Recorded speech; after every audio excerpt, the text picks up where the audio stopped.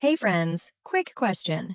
Do you ever catch yourself spending way too much energy trying to control what other people think, say, or do?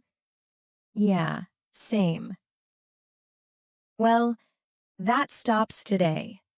I'm breaking down the Let Them Theory by Mel Robbins. 5 powerful ideas that will help you stop the energy drain and finally take back your focus. This isn't about becoming cold or distant. It's about respecting everyone exactly as they are, while powerfully choosing your own path. The result? More energy, stronger boundaries, deeper respect in your relationships, and the clarity to actually move your career and life forward. Whether you're a busy professional, an entrepreneur, or just someone trying to move forward, this one's for you.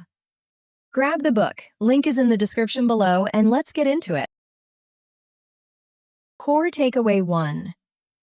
Stop wasting energy trying to control what you can't control. Most of our stress comes from trying to manage other people's behavior, opinions, or outcomes. Mel shares the story of her son's prom, where she was deep in control mode over every detail until her daughter simply said, "Let them." That moment showed her how much energy she had been pouring into something she couldn't actually direct. In everyday life, this shows up when a colleague takes a different approach on a project, a client goes quiet on follow-ups, or a family member makes a choice you don't agree with. Your instinct might be to jump in, explain more, or worry about how it will turn out. That instinct usually just leaves you exhausted. If you're a career-focused professional trying to protect your focus in back-to-back meetings or hybrid work, this pattern can quietly steal hours from your day. The book invites you to notice it and stop. Try this today.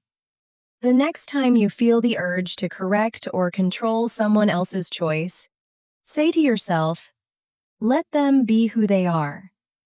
Then ask, what is one small thing I can control in my own lane right now? Do that one thing immediately. Core Takeaway 2. Respectfully let them, plus let me reclaim my power. Let them means giving people the same respect and freedom you want for yourself. You let them think what they think, feel what they feel, and do what they do without trying to manage them. But the book is clear that let them by itself can leave you disconnected. That's why let me is essential. Let me brings the power back to you. You take responsibility for your own response, attitude, and next action. Together, they create real respect for others and real ownership of yourself. Picture a team member or partner making a decision differently than you would. Let them handle it their way. You respect their agency. Then let me decide how I communicate my needs calmly and focus on what I can actually influence.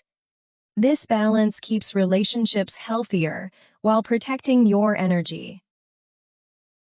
If you're an ambitious young professional building your path while managing family or team dynamics, this looks like honoring someone's different style or timeline without abandoning your own priorities.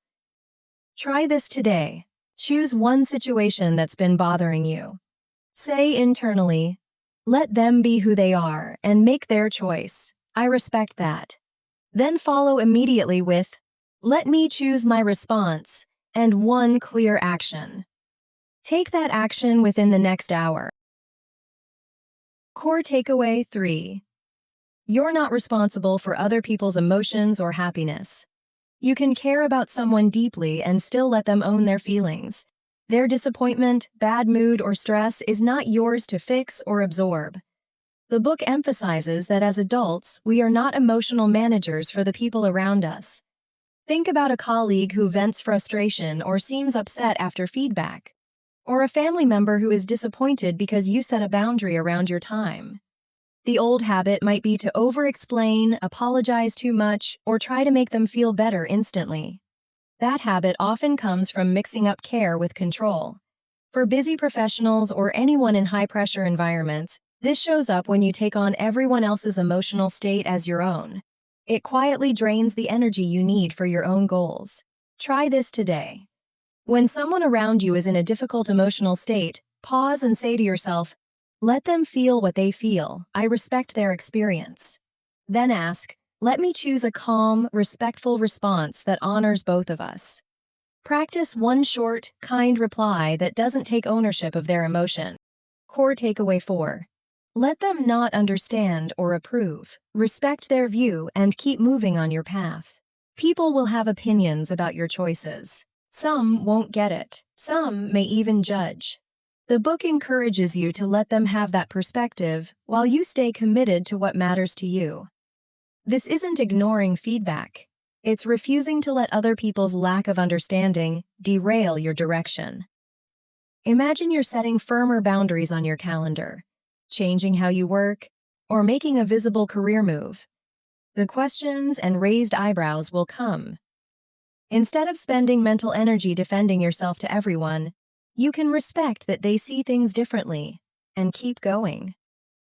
This is especially useful if you're a young professional or entrepreneur trying to build something while family or peers have different expectations.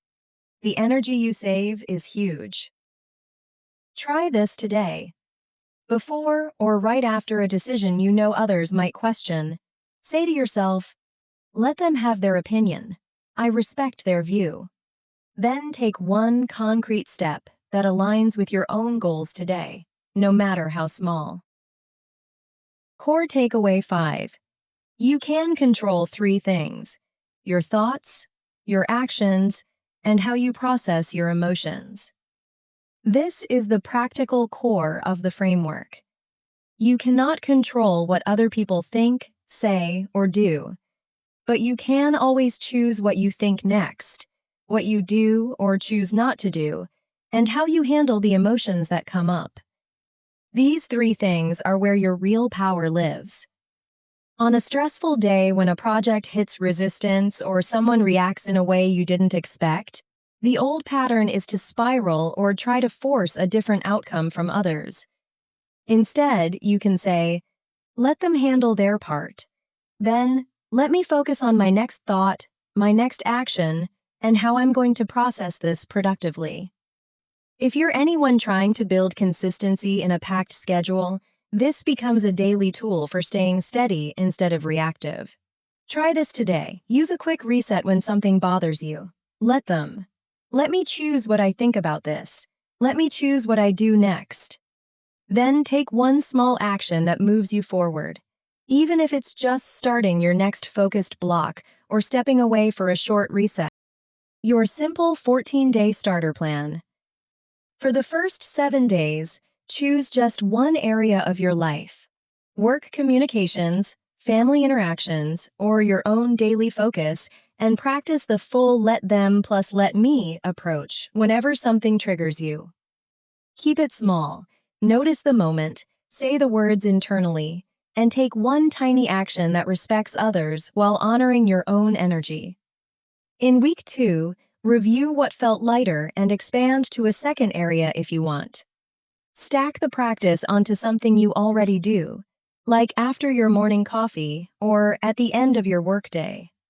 The goal is simple: consistency, not perfection. Small daily practice builds real shifts in how you show up and how much energy you have left for what matters. The let them theory isn't about becoming distant or selfish. It's about respecting other people enough to let them live their lives while you respect yourself enough to live yours with clarity and power. You stop leaking energy into things you can't change and start protecting the focus and boundaries you actually need. Pick just one of these ideas and use it this week. Drop a comment and tell me which situation you're applying let them plus let me to first. If this helped, hit subscribe for more book summaries. If you are interested to purchase this book, check the link down below. Bye for now.